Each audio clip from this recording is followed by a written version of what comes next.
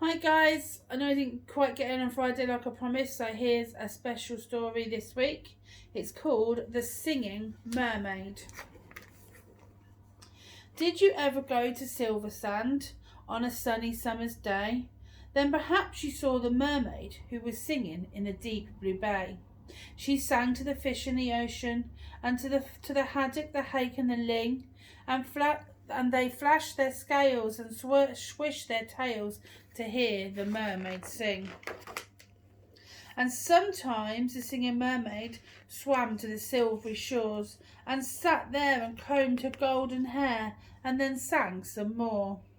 She sang to the cockles and mussels, she sang to the birds on the wing, and the seagulls clapped and the seagulls flapped to hear the mermaid sing. When some sly circus came to town, Sam took a stroll by the sea. He heard the mermaid singing, and he rubbed his hands with glee. He said, "I can make you famous, I can make you rich." And he said, "You shall swim in a pool of marble and sleep on a fine feather bed. You shall sing for lords and ladies. You shall sing for the king and the queen. And the young and the old will pay good gold to hear the mermaid sing." "Don't go, don't go," cried the seagulls, and the seashells warned, "He lies." But the mermaid listened to old Sam Sly and smiled as she waved goodbye. And he took her away to the circus, and he sang to the crowd round the ring, and more came the deafening roar when they heard the mermaid sing. Now the mermaid shares a caravan with Annie the acrobat, and Ding and Dong the circus dogs, and Belle the circus cat. And she made good friends with the jugglers, and the man who swallowed fire, and the clown with the tumble-down trousers, and the woman who walked on the wire.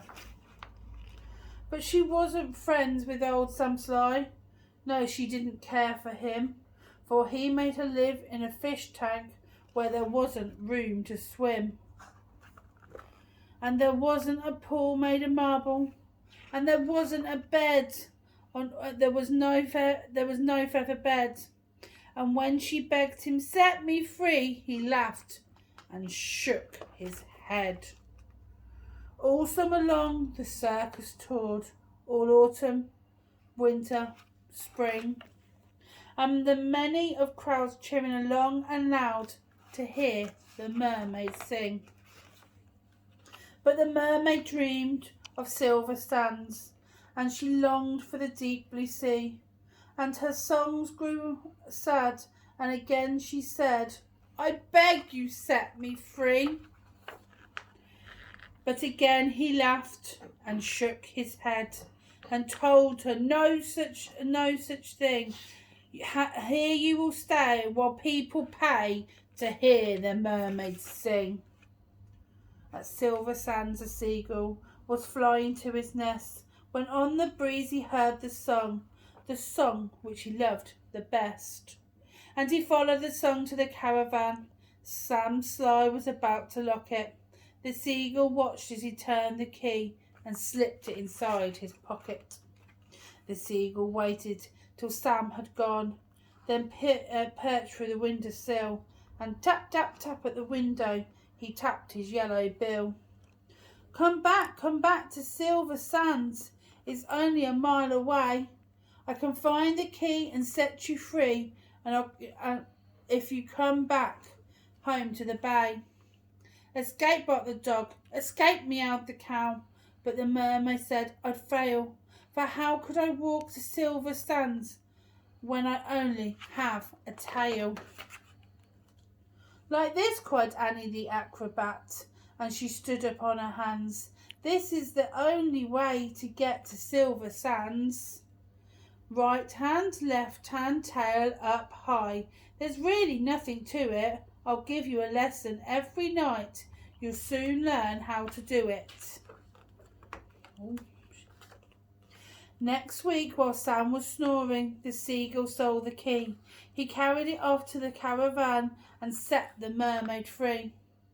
and he flew ahead to guide her as she walked upon her hands all along the moonlit road that led to Silver Sands. And the creatures on the seashore and the fish beneath the foam jumped and splashed and danced with joy to have the mermaid home. And she sang to the cockles and mussels, and she sang to the birds on the wing, and the seashells clapped and the seagulls flapped to hear the mermaid sing.